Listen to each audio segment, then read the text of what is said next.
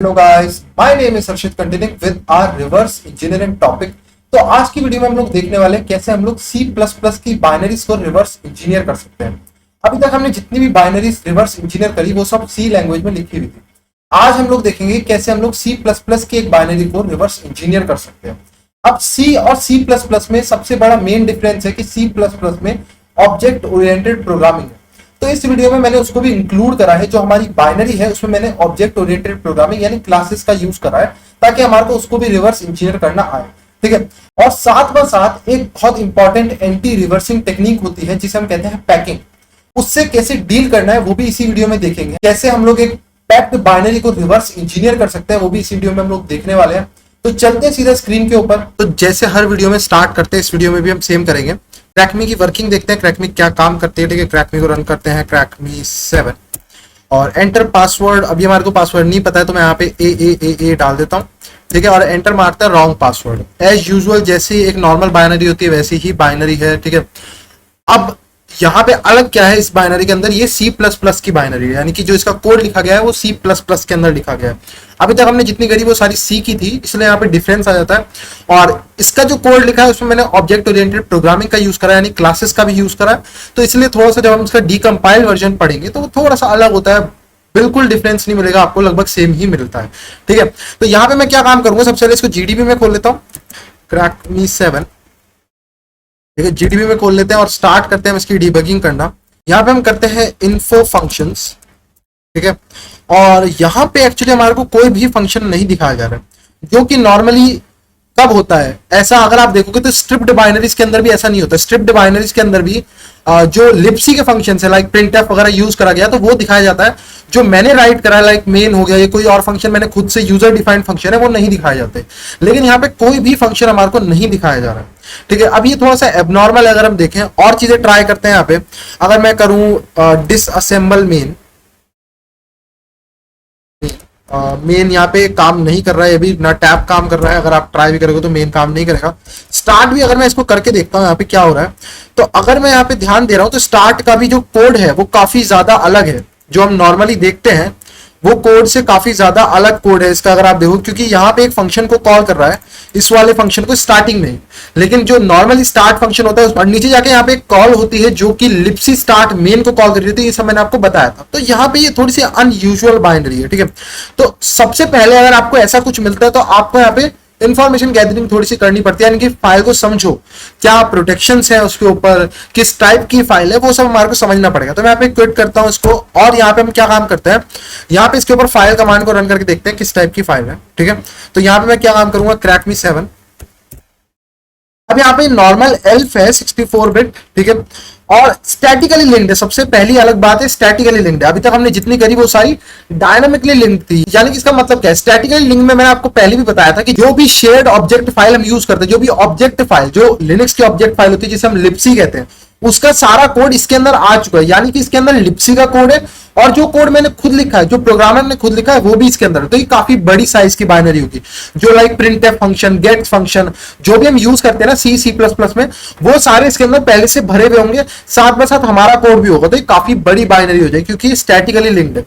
और यहाँ पे इसको कोई भी सेक्शन हेडर फाउंड नहीं हुआ है। आपको पता होगा सेक्शन हेडर्स, मैंने बताया सेक्शंस क्या होते हैं ना, अलग अलग टेक्स्ट सेक्शन होते हैं, बेसिस सेक्शन, कुछ भी इसको फाउंड नहीं हुआ है, जो कि काफी ज्यादा अनयूजुअल है। ये नॉर्मली फाउंड होता है। अगर हम देखें यहाँ पे लाइक अगर मैं फाइल कमांड रन करूं क्रैकमी 6 पे, जो हमने पिछली क्रैकमी करी थी, तो नॉर्मली एक बाइनरी का रिजल्ट ऐसा आता है जब हम फाइल कमांड रन करते हैं। ठीक है, एल्फ 64 बिट। ठीक है, और डायनामिकली लिंक्ड, ये तो मर्जी होती है कि स्टैटिकली बनाना है डायनामिकली, मैंने इसको स्टैटिकली लिंक्ड बनाया। ठीक है, और उसके बाद आप देखोगे तो यहाँ पे ऐसा कुछ नहीं आता कि नो सेक्शन हेडर फाउंड, क्योंकि वो सब आपको नॉर्मली यहाँ पे मिल जाता है। लेकिन यहाँ पे ऐसा कुछ नहीं है, ना ही हमें बता रहा है कि स्क्रिप्ट है या नहीं है, क्योंकि इसको समझ ही नहीं आ रहा बाइनरी के अंदर है क्या, कुछ समझ नहीं पा रहा है फाइल कमांड।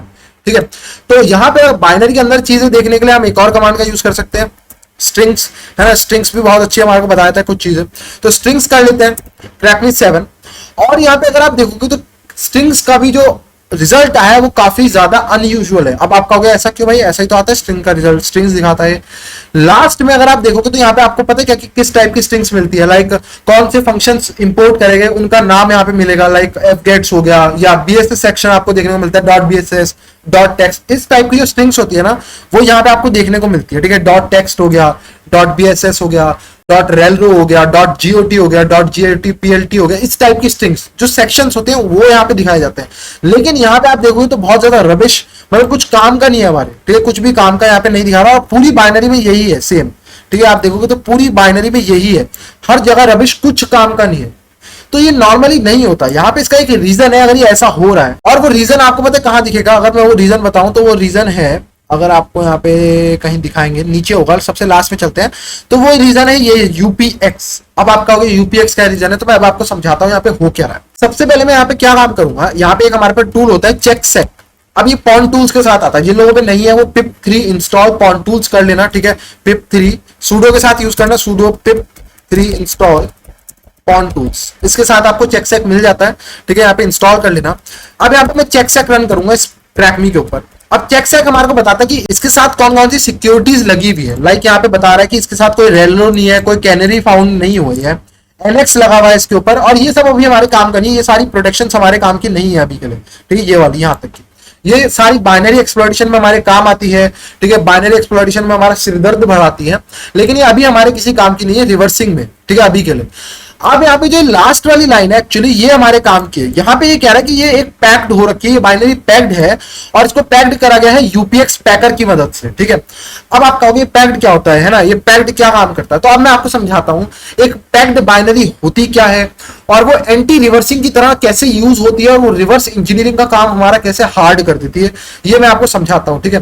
तो अब हम देखते हैं कि पैकिंग होती क्या है, पहले समझ लेते हैं, फिर वापस यहाँ पे आके हम काम करेंगे इसके ऊपर कि कैसे इसको अनपैक करना है और कैसे फिर इसको हम रिवर्स इंजीनियर कर सकते हैं, ठीक है। अब जब मैं पैकिंग की बात करता हूं तो हम यहाँ पे एक एग्जांपल लेते हैं, हमारे पास एक एल्फ है नॉर्मली जिसको हम रन करते हैं लिनक्स में, एल्फ फाइल है जिसके अंदर कोड लिखा हुआ है प्रिंट हेलो वर्ल्ड, और ये नॉर्मल हम इसको रन करेंगे तो हेलो वर्ल्ड प्रिंट करती है, ठीक है। तो इसके अंदर एक कोड लिखा। अब मैं चाहता हूं कि मैं इस बाइनरी को पैक्ड बाइनरी बना दूं, ठीक है। अब इस बाइनरी को पैक कौन करेगा, वो एक पैकर करेगा। पैकर एक सॉफ्टवेयर होता है जो बाइनरी को पैक करता है। अब मैं समझाता हूं पैकिंग में होता क्या है एक्चुअली, ठीक है। अब यहाँ पे क्या होता है कि देखो जब हम बाइनरी को पैक करते हैं तो क्या होता है कि जो उसका ओरिजिनल कोड होता है, ठीक है, लाइक यहाँ पे लिखा है प्रिंट हेलो वर्ल्ड, जो इसका ओरिजिनल कोड होता है इसको हम पैक कर देते हैं, ठीक है। एक डब्बे के अंदर एक एग्जांपल लेते हैं, बॉक्स के अंदर हम पैक कर देते हैं, ठीक है। अब मैंने इसको पैक कर दिया। अब ये जो पैक होती है यूजुअली फॉर्मेट में पैक नहीं होती, तो हम इसको जो बॉक्स के अंदर जब हम रखते हैं, जब इसको पैक करते हैं तो हम इस तरीके से कर देते हैं कि कंप्रेस हो जाता है, इसका साइज बहुत ज्यादा छोटा हो जाता है और ये रीडेबल फॉर्मेट में नहीं रहता डेटा, ठीक है। अब ये रीडेबल फॉर्मेट में नहीं, ये एक बॉक्स के अंदर बंद हो गया है और ये रीडेबल फॉर्मेट में नहीं है, इसको कोई पढ़ नहीं पाएगा और इसका साइज काफी ज्यादा छोटा हो जाता है, इसलिए हम पैकर का यूज करते हैं। जो सॉफ्टवेयर डेवलपर होते हैं वो पैकर का यूज करते हैं अपनी बाइनरीज का साइज छोटा करने के लिए, कंप्रेस करने के लिए, ठीक है, इसलिए हम पैकर्स का यूज करते हैं। अब यहाँ पे पैकर्स एक्चुअली एंटी रिवर्सिंग के लिए भी यूज होता है, ठीक है। वो क्यों होता है मैं अभी आपको समझाता हूं। अब मैंने आपको बोला कि जब हमने इसको बॉक्स के अंदर पैक कर दिया, ओरिजिनल कोड को बॉक्स के अंदर पैक कर दिया, तो ये ऐसे फॉर्मेट में डालते हैं कि ये रीडेबल नहीं रहता, इसको कोई पढ़ नहीं पाता। तो ऑब्वियसली जब कोई नहीं पढ़ पा रहा तो रिवर्स इंजीनियर भी इसको नहीं पढ़ पाएगा, ये बहुत बड़ी दिक्कत आ जाती है यहाँ पे, और ये फायदा है सॉफ्टवेयर डेवलपर्स के लिए, ठीक है, रिवर्स इंजीनियरिंग नहीं कर पाएंगे हम इस बाइनरी की।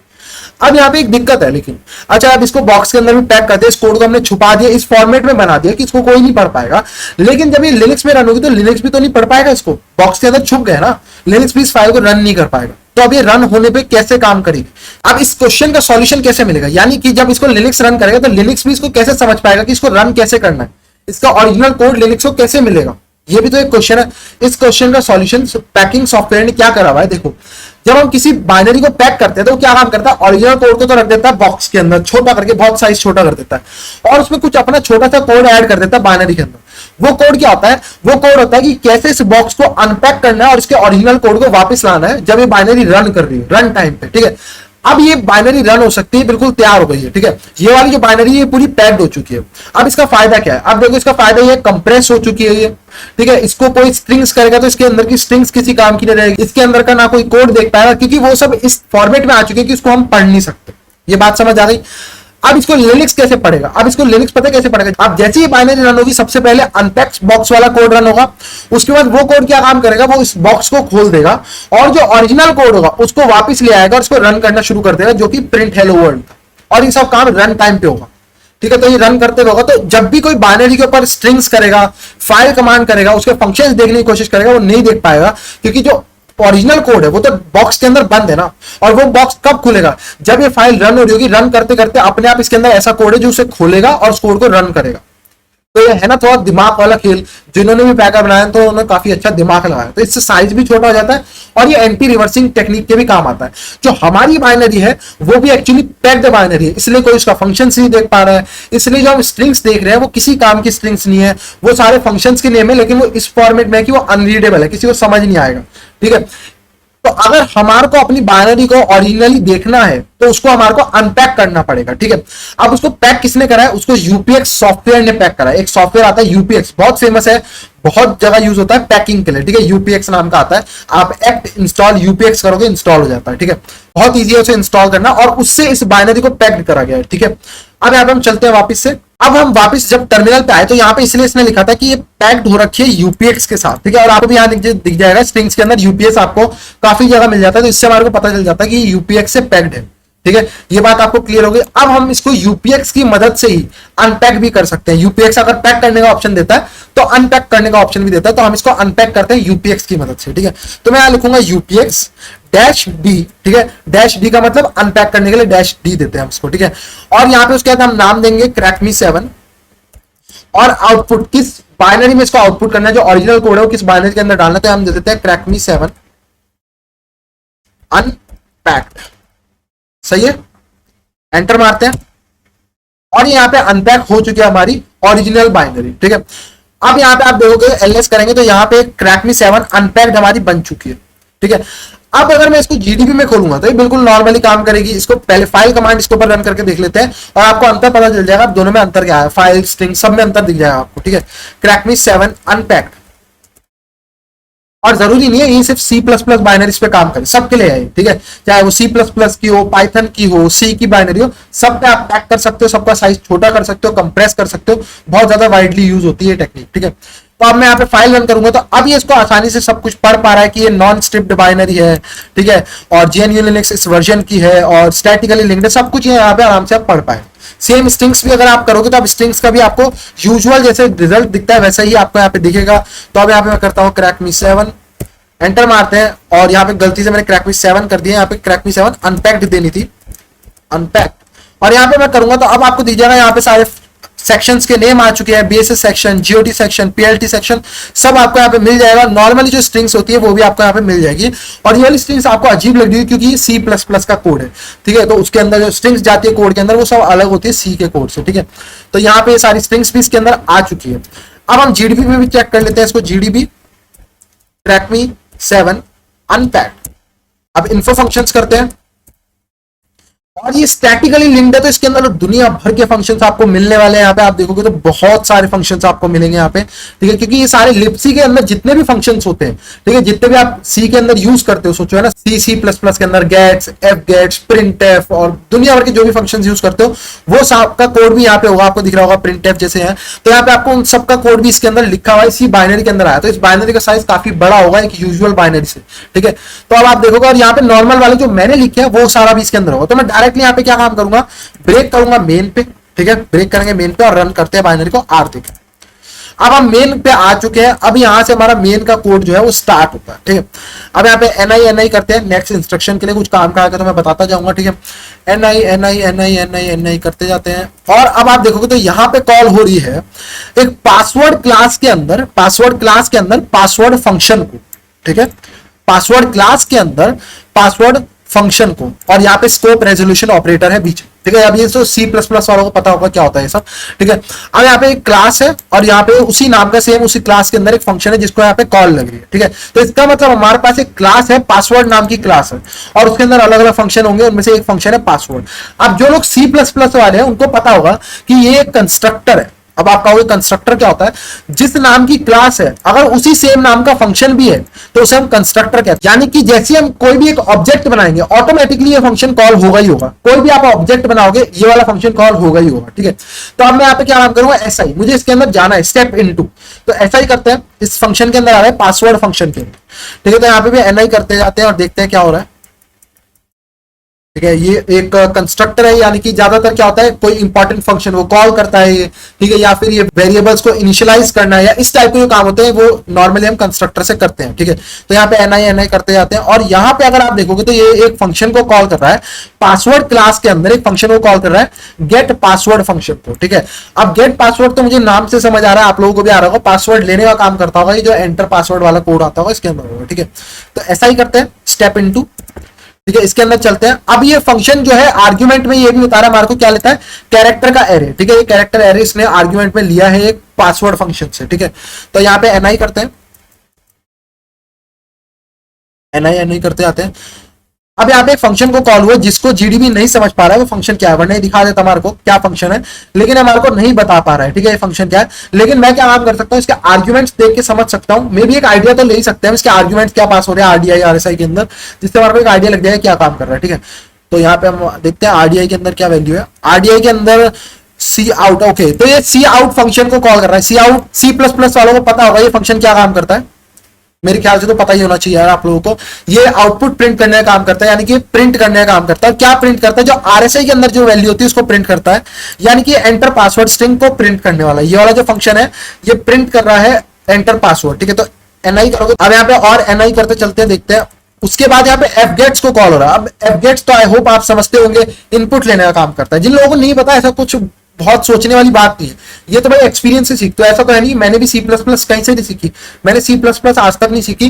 रिवर्सिंग करते करते मुझे पढ़ना पड़ता है, मैं मैन पेज देखता हूँ कि एफ गेट क्या करता है, तो मुझे समझ आ जाता है। तो अगली बार कभी मैं सी प्लस प्लस की बाइनरी को रिवर्स इंजीनियर कर रहा होता तो मुझे पता है कि एफ गेट फंक्शन इनपुट लेने का काम कर रहा है, ठीक है। आप धीरे धीरे ऐसे एक्सपीरियंस लेके ही सीखते हो, इसी को कहते हैं कि आप एक्सपीरियंस ले लो। ये टाइम है आपका एक्सपीरियंस लेने का, एक्सपीरियंस को गेन करते जाओगे, आप सीखते जाओगे, आगे का काम आसान होता रहता है, ठीक है। तो यहां पर देखोगे तो इसको 3 आर्ग्यूमेंट पास हो रहे हैं एफ गेट्स को, ठीक है। पहला है कि जो इनपुट यूजर देगा उसको कहां स्टोर करना है, इस एड्रेस पे। ये एड्रेस इंपॉर्टेंट है हमारे लिए, हमारे को पता चलेगा कहां पे हमारा इनपुट स्टोर हुआ है, कितना इनपुट लेना है वो यहां पे है। हेक्स बी का मतलब है 11, इसका मतलब 11 का वहां से इनपुट ले रहा है, ठीक है। और जहां तक शायद मुझे लगता है कि एफ गेट जो है नल बाइट को काउंट करता है, तो शायद 10 लेंथ का इनपुट ले रहा है, शायद, आई एम नॉट श्योर, लेकिन शायद ये 10 लेंथ का इनपुट ले रहा है। और एक नल बाइट होती है स्ट्रिंग को एंड करने के लिए, आप लोगों को पता होगा, है ना। 11 लेंथ का अगर इनपुट दे रहा है, स्ट्रिंग है वो, कैरेक्टर एरे है ना, तो लास्ट में एक नल बाइट आना कंपलसरी है। सो आई थिंक ये 10 लेंथ का इनपुट ले रहा है और एक नल बाइट काउंट करता है, ठीक है। उसके बाद यहाँ पे हम देखते हैं और ये कहां से ले रहा है, स्टैंडर्ड इनपुट से ले रहा है, यानी कि हमारे से लेगा। तो जैसे मैं एनआई करूंगा तो हमसे इनपुट मांगेगा और इस लोकेशन पे हमारा इनपुट जो है स्टोर हो जाएगा। तो मैं एनआई करता हूं और यहाँ पे मैं थोड़ा सा ज्यादा ए दे देता हूं ताकि फिर हम इस लोकेशन पे देखेंगे 10 का इनपुट लिया है, 11 लिए, कितने कैरेक्टर लिए, तो मैं थोड़ा सा ज्यादा ए दूंगा यहाँ से। तो मैंने थोड़ा सा ज्यादा ए दे दिया और यहाँ पे वो एड्रेस क्या था हमारा, वो ये एड्रेस था। इसको कॉपी कर लेते हैं और यहाँ पे मैं क्या काम करूंगा, x-s, और यहाँ पे मैं दूंगा इस एड्रेस को। तो अब आप देख सकते हैं यहाँ पे कितनी लेंथ का इनपुट है, 1 2 3 4 5 6 7 8 9 10 का। तो मुझे लगा ही था कि 10 लेंथ का इनपुट लेता है और एक नल बाइट जो ये होती है वो लेता है, ठीक है। तो 10 लेंथ का इनपुट हमारे से ले रहा है और उसका आई होप कोई रीजन होगा। 10 लेंथ का ले रहा है, या तो 10 का पासवर्ड होगा, ओरिजिनल पासवर्ड है, 10 से कम होगा, है ना। 10 से ज्यादा तो हो नहीं सकता, उससे ज्यादा इनपुट ले ही नहीं रहा है, तो ये 10 का पासवर्ड होगा, 10 लेंथ का, या फिर उससे कम का, ठीक है। एनआई करते हैं। तो अब आता है हमारे मतलब का फंक्शन, चेक पासवर्ड फंक्शन, ठीक है। और ये कैरेक्टर एरे है और मुझे समझ आ गया कैरेक्टर एरे क्या होगा। जो हमारा इनपुट है वो कैरेक्टर एरे इसको पास हो रहा होगा चेक पासवर्ड फंक्शन को, और ये चेक करके बताएगा पासवर्ड सही है या नहीं है, और ये भी पासवर्ड क्लास के अंदर ही है। तो ऐसा ही करते हैं और आपको यहाँ पे दिख भी जाएगा कि आरएसआई के अंदर हमारा ये पास हो रहा है, ठीक है। अब यहाँ पे आप कहोगे कि ये आरडीआई के अंदर फिर क्यों नहीं पास हो रहा है, अगर एक आर्ग्यूमेंट ले रहा है तो आरडीआई के अंदर क्यों नहीं पास हो रहा है।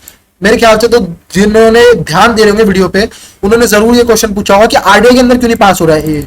तो एक्चुअली आरडीआई के अंदर दिस पास हो रहा है। दिस यानी कि जो ऑब्जेक्ट बनता है ना, ऑब्जेक्ट लाइक अगर पाइथन वालों के लिए सेल्फ जिसे हम बोलते हैं, पाइथन में अगर आपने ऑब्जेक्ट ओरिएंटेड प्रोग्रामिंग करेगी, सेल्फ को भी हर फंक्शन को पास करना पड़ता है, वो भी एक आर्ग्यूमेंट होता है। तो वैसे ही यहाँ पे भी हम दिस बोलते हैं, सेल्फ को दिस बोलते हैं सी प्लस प्लस के अंदर, तो दिस पास होता है आरडीआई के अंदर, ऑब्जेक्ट पास होता है, ठीक है। तो यहाँ पे अब इस पे ध्यान देने वाली बात नहीं है, बस आप ये देखो ए जो है वो इसको पास हुआ है चेक पासवर्ड को, ऐसा ही करते हैं। अब अब आया मेन फंक्शन के अंदर जो चेक कर रहा है पासवर्ड सही है या नहीं है, ठीक है। तो यहाँ पे अब मैं क्या काम करूंगा, एनआई करूंगा और यहाँ पे पहले इसका कोड पढ़ ही लेता हूं मैं क्या है। डिस सैंपल पासवर्ड के अंदर, पासवर्ड क्लास के अंदर, और कौन कौन से फंक्शन है हम देख लेते हैं। पासवर्ड क्लास के अंदर 3 फंक्शन है, आपको दिख रहा होगा यहाँ पे, ठीक है। एक है पासवर्ड, जो कंस्ट्रक्टर है ये सबसे पहले कॉल होता है, जैसे कोई ऑब्जेक्ट बनेगा ये फंक्शन ऑटोमेटिकली कॉल होगा, और ये फंक्शन फिर कॉल करता है गेट पासवर्ड फंक्शन को, और फिर वो गेट पासवर्ड कॉल करता है चेक पासवर्ड फंक्शन को, ठीक है। और पासवर्ड फंक्शन कैरेक्टर एरे पास करता है गेट पासवर्ड को, और यही कैरेक्टर एरे फिर पास होता है चेक पासवर्ड फंक्शन को, ठीक है। आई होप क्लियर हुआ होगा क्या कहने की कोशिश कर रहा हूं। तो हम चेक पासवर्ड को देख लेते हैं क्या है चेक पासवर्ड के अंदर, और ये इसको शायद डिसअसेंबल नहीं कर पा रहा है। एक बार दोबारा ट्राई कर लेता हूं मैं यहाँ पे, अगर हम इसको हटा के ऐसे ट्राई करें, नहीं कर रहा है, ओके। तो डिसअसेंबल तो नहीं कर रहा है। पहले मैं यहाँ पे क्या काम करता हूँ, कॉन्टेक्स्ट करता हूँ। कॉन्टेक्स्ट का मतलब ये दोबारा सब कुछ अच्छे से प्रिंट हो जाता है, ठीक है। और उसके बाद अभी हम इसी फंक्शन पे, तो मैं यहाँ पे डिसअसेंबल खाली लिख के देखता हूँ, तो ये ऑटोमेटिकली जिस फंक्शन पे हम होते हैं उसको डिसअसेंबल कर देता है। एंटर मारते हैं और ये डिसअसेंबल हो गया है, ठीक है। यहाँ पे आप देखोगे तो ये फंक्शन डिसअसेंबल इसने कर दिया है, चेक पासवर्ड फंक्शन। तो हम यहाँ पे देख लेते हैं हो क्या रहा है, थोड़ा सा पढ़ने की कोशिश कर रहा हूँ मैं यहाँ पे क्या हो रहा है, ठीक है। तो अगर हम यहाँ पे ऊपर से देखते हुए चलते हैं, मैं ज्यादातर जो ऐसे में जब मैं स्टैटिकली देख रहा होता हूँ ना कि असेंबली में क्या हो रहा है, तो मेरा सबसे पहला मेन फोकस रहता है कि कंपेयर स्टेटमेंट पे, ठीक है। कंपेयर स्टेटमेंट में मैं देख रहा होता हूँ कि कंपेयर क्या क्या चीजें हो रही है, क्योंकि हमारे मेन काम की रिवर्सिंग में कंपेयर ज्यादा होती है, ठीक है। हर बार नहीं, लेकिन ज्यादातर कंपेयर टेस्ट इस टाइप की जो इंस्ट्रक्शन होते हैं वो हमारे लिए काम के होते हैं, ठीक है। तो यहाँ पे किसी चीज को 9 से कंपेयर कर रहा है सबसे पहले, ठीक है। उसके नीचे देखते हैं यहाँ पे कहीं कंपेयर ढूंढो, ओके। अब ये वाली लाइन को देख के मैं एक चीज तो श्योर हो गई है मुझे। देखो अब मैं आपको, अब मैं बता रहा था जैसे कि एक्सपीरियंस धीरे धीरे मिलता है। एक छोटी चीज बता देता हूं मैं आपको जो आपको हेल्प करेगी फ्यूचर में। कभी इस टाइप की चीज देखो ना आप, इस टाइप की कंपेयर डीएल टू एल, तो इसका मतलब क्या होता है, एक लूप चल रहा है जिसके अंदर कैरेक्टर बाय कैरेक्टर कोई चीज कंपेयर हो रही है, ठीक है। एक कैरेक्टर एल के अंदर होगा, एक कैरेक्टर डीएल के अंदर होगा, वो दोनों कंपेयर हो रहे हैं फॉर लूप के अंदर एक एक करके। जैसे मैंने कोई स्ट्रिंग दी, तो स्ट्रिंग का पहला कैरेक्टर, फिर दूसरा कैरेक्टर, तीसरा कैरेक्टर आपस में मैच कर रहे हैं, दोनों चेक कर रहे हैं, कंपेयर हो रहा है, ठीक है। तो कभी भी ऐसी चीज आपको दिखेगी, आप समझ जाओगे आपसे कैरेक्टर बाय कैरेक्टर कोई चीज यहाँ पे कंपेयर हो रही है, तो अब आपको इसको देख के एक आइडिया मिल जाएगा कि यहाँ एक लूप चल रहा है, कैरेक्टर बाय कैरेक्टर चीज चेक हो रही है। और यूजुअली आपको पता है रिवर्सिंग में क्या चेक हो रहा होगा, character bye character original password, और जो हमारा इनपुट है वो एक एक करके कैरेक्टर बाय कैरेक्टर चेक हो रहा होगा कि क्या ये सही है या नहीं है। लेकिन इतना ईजी नहीं होता, जरूरी नहीं। जैसे इसके ऊपर एक्सॉर हो रहा है, EAX में एक्सॉर हो रहा है 2 से, ठीक है। अब AL क्या होता है, AL आप समझते हो, EAX ही कह लो। EAX की जो लास्ट बाइट है उसे हम कहते हैं AL, यानी कि इसके अंदर जो चीज होगी वो पहले एक्सॉर हुई है 2 से, ठीक है। एक्सॉर जैसे ऐड होता है, सबट्रैक्ट होता है, वैसे एक्सॉर भी एक ऑपरेशन होता है। तो एक्सॉर हुआ है उसका 2 से, फिर यहाँ पे कंपेयर हो रहा है। ऐसा जरूरी नहीं सिर्फ लूप चल रहा है, उस लूप के अंदर बहुत कुछ हो भी सकता है, ठीक है। अब यहाँ पे ऐसी चीजों में आपको पता है मैं सीधा सीधा कहाँ जाऊंगा, मैं सीधा सीधा डीकंपाइलर के पास जाऊंगा, वो इस कोड को आसान बना देगा समझना। वैसे तो ये कोड बहुत इजी है, क्योंकि मैं समझ चुका हूं यहाँ पे एक लूप चल रहा है जो इस वैल्यू को कंपेयर कर रहा है, और मैं सीधा सीधा एल की वैल्यू को यहाँ पे कॉपी कर सकता हूँ एक जगह पे। मैं बार बार देखता रहूंगा कि एल की वैल्यू चेंज होकर क्या हो जा रही है। ओरिजिनल पासवर्ड की वैल्यू होगी ना, एक एक करके कैरेक्टर आता रहेगा, तो मैं उसको कॉपी करके कहीं लिख लूंगा, मुझे ओरिजिनल पासवर्ड मिल जाएगा। ये तरीका है डायनामिकली एनालिसिस करने का, यानी डीबगर की मदद से हम बाइनरी को रन करके करेंगे। ये थोड़ा सा ईजी है। एक बार स्टैटिकली लिख लेते हैं कि हम डीकंपाइलर की मदद से भी इसको कर पाएंगे, सूडो कोड को पढ़ के भी हम कर पाएंगे कि नहीं कर पाएंगे, ठीक है। ये भी हम देख लेते हैं यहाँ पे, ठीक है। तो मैं यहाँ पे क्या काम करूंगा, सीधा गीड्रा में चलूंगा। अब गीड्रा में आप लोग खोल लो क्रैक मी 7 अनपैक्ड कोड, ठीक है। एनालिसिस वगैरह कर लो, थोड़ा टाइम लेगा क्योंकि ये स्टैटिकली लिंक्ड है, तो इसके अंदर बहुत सारा कोड होने वाला है, तो टाइम लेगा, 5 मिनट लेगा एनालिसिस करने में। बहुत सारा कोड है, सबकी डिसअसेंबली बनाना, सबकी स्ट्रिंग्स पढ़ना, सबका डीकंपाइल, सबका सूडो कोड बनाना बहुत टाइम लेता है, ठीक है। तो इसको एनालिसिस करने दो अपना, ठीक है। अब मेरे वाले में सारा एनालिसिस वगैरह रेडी है, सब कुछ रेडी है, तो मैं आपको सीधा दिखाता हूं। तो हम चलते सबसे पहले मेन फंक्शन के अंदर, ठीक है। तो यहाँ पे आप देखोगे तो बहुत सारे फंक्शन है, तो इसने ABCD नाम से ऐसे कर दिया है, ठीक है, सॉर्ट कर दिया उन सबको। तो मैं M के अंदर जाऊंगा, M के अंदर ये आ गया मेन फंक्शन, इस पर डबल क्लिक करूंगा तो ये है हमारा मेन फंक्शन, ठीक है। इसको थोड़ा सा इधर ले आते हैं मेन फंक्शन को, ठीक है। अब मेन फंक्शन में हम देखते हैं क्या हो रहा है। तो मेन फंक्शन के अंदर अगर आप देखोगे तो कुछ ज्यादा नहीं हो रहा है।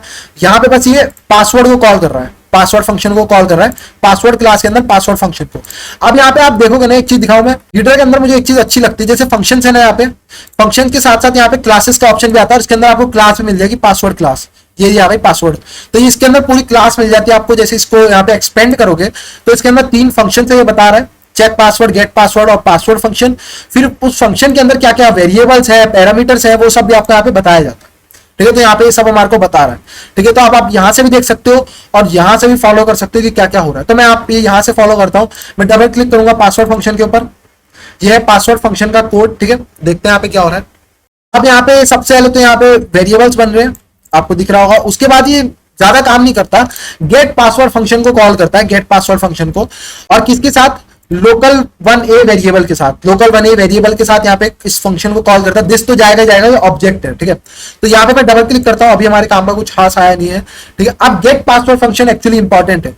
तो गेट पासवर्ड फंक्शन क्या काम करता है, ये सी आउट करता है, यानी प्रिंट करता है एंटर पासवर्ड, उसके बाद एफ गेट से इनपुट लेता है और इनपुट को पैरम वन के अंदर स्टोर कर देता है, जो पासवर्ड फंक्शन ने हमारे को पास करा है यहाँ पे, ये रहा पैरम वन के अंदर स्टोर कर देता है। इनपुट कितनी लेंथ का, 11 लेंथ का लेता है, ठीक है। और पैरम वन कितनी लेंथ का, ये हमने ध्यान नहीं दिया। पैरम वन की लेंथ क्या थी, बैक जाता हूं मैं यहां से। पैरम वन की लेंथ है, अगर आप देखोगे इसकी लेंथ है 10 लेंथ का है, ये 10 लेंथ का एक कैरेक्टर एरे है। तो यानी कि हमारा जो पासवर्ड होगा मोस्ट प्रोबेबली वो 10 लेंथ का होगा, ठीक है, क्योंकि 10 लेंथ के इनपुट हमारा स्टोर हो रहा है, 10 लेंथ हमारे से ली जा रही है, तो 10 लेंथ का इनपुट होगा, इसीलिए 10 लेंथ पे फोकस करा गया। तो अब यहाँ पे हम चलते हैं चेक पासवर्ड फंक्शन के अंदर, और हमारे को पता है पैरम वन के अंदर हमारा इनपुट है, तो मैं इसको रीनेम कर दूंगा। तो चेंज करके मैं इसका नाम रख दूंगा इनपुट है, हमारा इसका नाम इनपुट रख देता, ताकि हमारे को पता रहे हमारा इनपुट है, ठीक है। नीचे चलते हैं, यहाँ पे देखते हैं और क्या क्या हो रहा है। वाइल ट्रू, वाइल लूप चल रहा है, मैंने आपको बताया था एक लूप चल रहा होगा और कैरेक्टर बाय कैरेक्टर वहां पे कहीं ना कहीं वैल्यू कंपेयर होगी, ठीक है। कंपेयर डीएल कॉमा एल, जब भी आपको दिखे तो आपको समझ आ जाएगी ये बात अब से, ठीक है। अब यहाँ पे क्या है, if local variable 20, local variable 20 के अंदर 0 है, अगर ये ग्रेटर है 9 से, अगर ये ग्रेटर है 9 से, तो ये इफ कंडीशन के अंदर आएगा, इस वाली 1 है इसके अंदर नहीं आएगा, ठीक है। अगर ये 9 से ग्रेटर है, लेकिन आपको दिख रहा होगा ये ऊपर 0 है यहाँ पे, ठीक है, यहाँ पे 0 है, तो इसका मतलब अभी तो इसके अंदर इफ कंडीशन के अंदर नहीं आएगा, इस वाली इफ कंडीशन के अंदर ये नहीं आएगा, ठीक है। तो हम देखते हैं इफ कंडीशन के अंदर क्या है। तो इफ कंडीशन के अंदर करेक्ट पासवर्ड को प्रिंट करना है, यानी कि हमारे को लोकल 20 की वैल्यू को किसी भी तरह 9 से ग्रेटर करना पड़ेगा, तभी हमारे को करेक्ट पासवर्ड प्रिंट होगा। अभी इसकी वैल्यू 0 है, तो इसको कहीं ना कहीं प्लस हो रही होगी इसकी वैल्यू, ठीक है। नीचे आते हैं, इफ कंडीशन को छोड़ते हैं इस वाली, क्योंकि ये करेक्ट पासवर्ड को प्रिंट करिए, इसको छोड़ते हैं। अब हमारे पास बस इतना कोड बचता है, ये वाला कोड, ठीक है। इस कोड को समझते हैं, कोड क्या काम कर रहा है। अब ये वाली इफ कंडीशन है, इफ कंडीशन के अगली लाइन पे मेरे ज्यादा फोकस किया, ये वाली जो लाइन है ज्यादा अच्छी लगी मुझे पढ़ने में, क्योंकि यहाँ पे मेरे को एक चीज समझ आ गई। यहाँ क्या लिखा है, local variable 20 equals to local variable +1, ठीक है, यानी कि इसकी वैल्यू को प्लस कर रहा है 1 में, तो हमारे को यही करना है, यानी कि इसकी वैल्यू को हमारे को 9 बार प्लस कराना पड़ेगा, तो 9 से बड़ा हो जाएगा, समझ रहे हो। तो हमारे को ये वाली जो लाइन है इसको 9 बार चलाना पड़ेगा, ताकि इसके वैल्यू में +1 होते रहे, और एक टाइम आएगा कि 9 से बड़ी हो जाएगी और हमारे को यहाँ पे करेक्ट पासवर्ड प्रिंट हो जाएगा। तो हमारे को इसको 9 से ज्यादा करना है इस वैल्यू को, जो कि यहाँ से होगी। अब इसको देख के कुछ लोगों को समझ आ गया होगा क्या चीज है, ये इटरेटर है, हम करते हैं ना फॉर आई इन रेंज, या फॉर आई करते हैं हम, या करते हैं आई++, या हम लिखते हैं आई इक्वल्स टू i+1, तो ये आई है इटरेटर, ठीक है। तो मैं इसको रीनेम करके आई कर दूंगा, ताकि मुझे क्लियर रहे कि क्या है, ठीक है। तो ये आई की वैल्यू है, ठीक है, जिससे लूप बार बार चलता रहता है। आई की वैल्यू 0 होगी, 1 होगी, 2 होगी, 3 होगी, एक एक करके बढ़ती रहेगी, है ना। और याद रखना, हमेशा मैं बोलता हूं वेरिएबल्स को रीनेम करो सबसे पहले, इससे कोड छोटा होता रहेगा, कोड और ज्यादा अंडरस्टैंडेबल होता जाएगा, आपको और ज्यादा समझ आने लग जाएगा कोड, ठीक है। अब आपको देखिएगा कोड इजी हो गया और ज्यादा पढ़ना, ठीक है, कोड काफी इजी हो गया बल्कि पढ़ने में अब। तो अब हम इस इफ कंडीशन पे फोकस करते हैं। इस इफ कंडीशन में क्या हो रहा है, इनपुट की एक एक करके वैल्यू ले रहा है आई के अंदर, ठीक है, आपको दिख रहा होगा इनपुट जो है उसकी स्क्वायर ब्रैकेट के अंदर आई है, इसका मतलब क्या है, उसकी इंडेक्स वैल्यू 0 1 2 3 एक एक करके बढ़ती रहेगी। उसको चेक कर रहा है किसके साथ, इसके साथ, ठीक है, इसके साथ यहाँ पे चेक कर रहा है कि क्या ये इक्वल है या नहीं है। अगर ये इक्वल नहीं होती, नॉट इक्वल टू होता, तो ये ब्रेक कर देगा, ये जो लूप चल रहा है इसको ब्रेक कर देगा, और ब्रेक करने के बाद वो स्कोर पे आ जाएगा, और इसका मतलब क्या है, रॉन्ग पासवर्ड। तो हमारे को इन दोनों वैल्यू को हमेशा इक्वल रखना है, इनपुट के कैरेक्टर को और इस वाली वैल्यू को हमेशा इक्वल रखना है, तभी ये लूप चलता रहेगा और आई की वैल्यू में +1 होता रहेगा, और एक टाइम पे वो 9 से बड़ी हो जाएगी और हम करेक्ट पासवर्ड प्रिंट हो जाएगा, ठीक है। अब हम देखते हैं किससे कंपेयर कर रहा है, यहाँ पे ये किससे कंपेयर कर रहा है। अब यहाँ पे कंपेयर कर रहा है लोकल 1b के साथ, लोकल 1b के साथ आई की वैल्यू एक एक करके, जैसे सेम यहाँ पे है ना इनपुट की, वैसे लोकल 1b की एक एक वैल्यू, आई की वैल्यू ली जा रही है यहाँ पे। अगर आप देखोगे तो लोकल 1b है क्या, लोकल 1b एक स्ट्रिंग है, ये वाली जो स्ट्रिंग है ना बहुत बड़ी सी, लोकल 1b एक स्ट्रिंग है, ये वाली काफी बड़ी सी स्ट्रिंग है यहाँ पे। तो इसको भी हम यहाँ पे रीनेम कर देते हैं, ये ओरिजिनल पासवर्ड है, हमारे को ये भी पता चल गया है। तो रीनेम करके पास, ये हमारा पास है, ठीक है, इसको पास कर देते हैं। और एक्चुअली में अगर आप देखोगे ना, ये यहाँ पे इतना हार्ड सा क्यों दिख रहा है, जब इनपुट इतना आसानी सा बढ़िया सा दिख रहा है, तो यहाँ पे इतना गंदा सा क्यों दिख रहा है, ये यहाँ पे इसलिए इतना गंदा सा दिख रहा है क्योंकि पास का इसको टाइप नहीं पता। जैसे यहाँ पे इनपुट का इसको टाइप पता है कि ये कैरेक्टर एरे है ना, ये कैरेक्टर एरे है। यहाँ पे अगर आप देखोगे तो इसको यहाँ पे ये नहीं पता है किस टाइप का है, पास किस टाइप का ये नहीं पता चल रहा। तो मैं इसको रीटाइप कर दूंगा, ठीक है, इसको रीटाइप करने के लिए यहाँ पे ऑप्शन है रीटाइप, और ये अनडिफाइंड है, तो इसको अनडिफाइंड चेंज करके क्या टाइप का है हमारे को ये पता है, ठीक है, क्या टाइप का कर देते हैं, ओके करते हैं। अब ये क्या टाइप का हो गया, अब आपको दिखेगा यहाँ पे कितना ज्यादा सॉल्व हो चुकी है, हमारी आधे से ज्यादा परेशानी हमारी सॉल्व हो चुकी है। अब यहाँ पे हम इसको समझने की कोशिश करते हैं यहाँ पे क्या काम कर रहा है। तो ये पास की एक एक करके वैल्यू लेता है, आई वाली वैल्यू लेता है पास की एक एक करके, ठीक है, और उसको यहाँ पे एक्सॉर, ये एक्सॉर कहते हैं, एक्सॉर का साइन होता है जैसे प्लस माइनस का अपना साइन होता है, ये एक्सॉर कर रहा है उसको 2 से, ठीक है, यहाँ पे 2 है, अगर आप देखोगे डेसिमल में 2 है, ठीक है, तो ये डेसिमल 2 से उसको एक्सॉर कर रहा है एक एक करके इसकी वैल्यू को। तो इसकी पास की एक एक करके वैल्यू को ये एक्सॉर कर रहा है 2 से, और ओरिजिनल पासवर्ड वो बन जाएगा, फिर ये ओरिजिनल पासवर्ड बन जाएगा, उसको कंपेयर कर रहा है इनपुट से। तो ये काम मैं खुद से पाइथन से भी कर सकता हूँ, मैं इस वैल्यू को कॉपी करता हूँ, ठीक है, मैं इस वैल्यू को कॉपी करता हूँ, इसकी एक एक वैल्यू करके मैं उसको एक्सॉर करता हूँ 2 से, तो मुझे ओरिजिनल पासवर्ड मिल जाएगा, ठीक है। तो यहाँ पे मैं इसको कॉपी कर लेता हूँ, कॉपी, ठीक है, और मैं पाइथन पे चलता हूँ, पाइथन खोल लेता हूँ। तो मैं यहाँ पे क्विट करूंगा ऑन डिबग को, और सबसे पहले मुझे एक काम करना पड़ेगा, ये जो हेक्स वैल्यू है इसको मुझे सबसे पहले कैरेक्टर्स में कन्वर्ट करना पड़ेगा। उसके लिए मैं यहाँ पे यूज करूंगा अनहेक्स का। अगर आपने पॉन्टूस इंस्टॉल करा तो उसके साथ अनहेक्स भी आता है, ठीक है, तो वो आपको मिल जाएगा। तो यहाँ पे मैं ये सबसे पहले 0 इंटू हटा दूंगा सामने से, और ये वाली ये वैल्यू मैं अनहेक्स को दे दूंगा, ये मुझे इसको कैरेक्टर्स में कन्वर्ट करके दे देगा, ठीक है। अब इसकी लेंथ कितनी है, 1 2 3 4 5 6 7 8। अब ये 8 लेंथ का है, जो लास्ट में ये आपको दिख रहा होगा ना, ये परसेंटेज का साइन, इसको काउंट मत करना, ZSH अपनी गलती से देता है, तो इसको हम नहीं देखेंगे यहाँ पे। तो यहाँ पे 8 कैरेक्टर्स आए हैं हमारे पास, जबकि पासवर्ड है 10 का। तो ये एक्चुअली गीड्रा की गलती की वजह से हुआ, अगर आपको मैं बताऊं, गीड्रा की गलती की वजह से। और गीड्रा में अगर आप देखोगे तो इसके जस्ट नीचे यहाँ पे 2 कैरेक्टर और दिए हुए, तो इसको कॉपी कर लेते हैं। तो अगली बार से आपको ये एक अच्छा एग्जांपल देने के लिए मैंने सोचा था कि पहले मैंने सोचा कि 8 लेंथ का ही पासवर्ड बना लेते हैं, लेकिन फिर मैंने सोचा चलो आपके लिए अच्छा एग्जाम्पल हो जाएगा।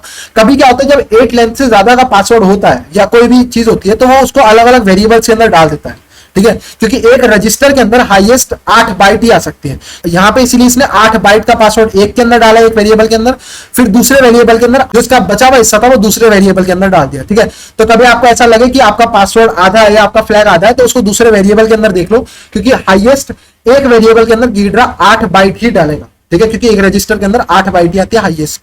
तो यहाँ पे इसको भी कॉपी कर लेते हैं, कॉपी, ठीक है। और यहां पे मैं क्या काम करूंगा, इसको भी अनहेक्स कर लेता हूं, देख लेते हैं कौन से कैरेक्टर है।